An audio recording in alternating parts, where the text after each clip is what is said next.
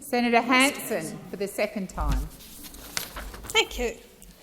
My question is to the Minister representing the Minister for Climate Change and Energy, Senator Wong. Would the Minister please explain to the Australian people and what net zero emissions actually means in layman's terms? Thank you, Senator Hanson. Minister. I'm not sure how to explain it other than to say it means net zero.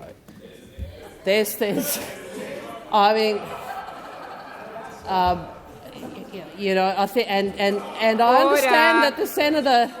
It's one of those situations. I'll think through if I can provide an explanation that makes it clearer than that. But to me, the words net zero are quite clear. I think we all understand what net emissions means. I am reminded of a time when I was Climate Minister, and I think Senator Fielding wanted an explanation, and I got in the Chief Scientist to try and take him through it. And we did get to a point where I thought, I don't actually know, and neither did she at that time, how to break it down any further. But I will have a think about that. I think it's a commonly understood objective, and it's an objective that, as the senator knows, that is shared by those opposite, I thought.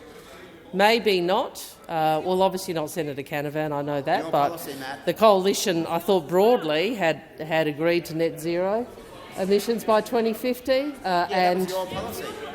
Well, maybe Senator Canavan is indicating a change in policy under the coalition, under Mr Dutton. Obviously, I think it's 84%. I could be wrong. Australia's exporters have export markets have already signed up to the same target.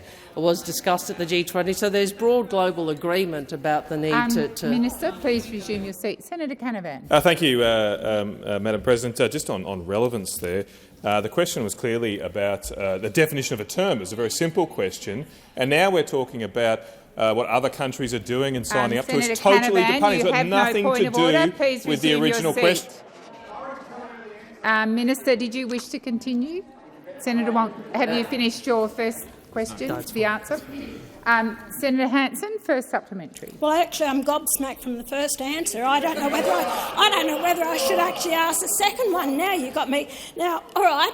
Well then, how much will the government policy to reduce emissions by 43%, which you don't know what net zero is anyway, by 2030? I would really like to know how much it's going to cost the government by 2050, but I doubt I'm going to get an answer on the first one. But if you can answer my question, how much is it going to cost the Australian taxpayers for this reduce emissions by 43%? Please resume your seat, Minister. Thank you, President. Thank you to Senator Hanson for the question. And she may be aware that the Labor Party in opposition did model this 43% reduction by 2030 policy and issued the modelling transparently. And that modelling showed that the plan, which includes a 43% reduction, would in fact create 604,000 jobs, with 5 out of 6 new jobs to be created in the region, that it would spur $76 billion of investment, and it would deliver an 82% renewable energy by 2030. So I think what we have seen is power generating capacity exiting the energy generation system over the life of the government of those opposite. And that reduction in supply without new capacity coming on stream is central to why power prices Thank you, Minister. are doing Your what they are time doing. has expired. Senator Hanson, second supplementary. How is the government's plan to bring more than 1 million immigrants to Australia in the next 5 years consistent with efforts to reduce emissions? Thank you, Senator Hanson. Minister.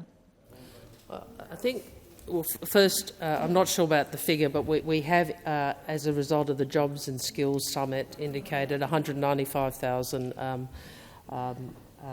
places, and that is as a consequence of the capacity constraints in the economy and the skills crisis that we know from talking to business, and if you look at the data, exists. But the focus will be on permanent skill migration, and that will add to the capacity of the Australian economy.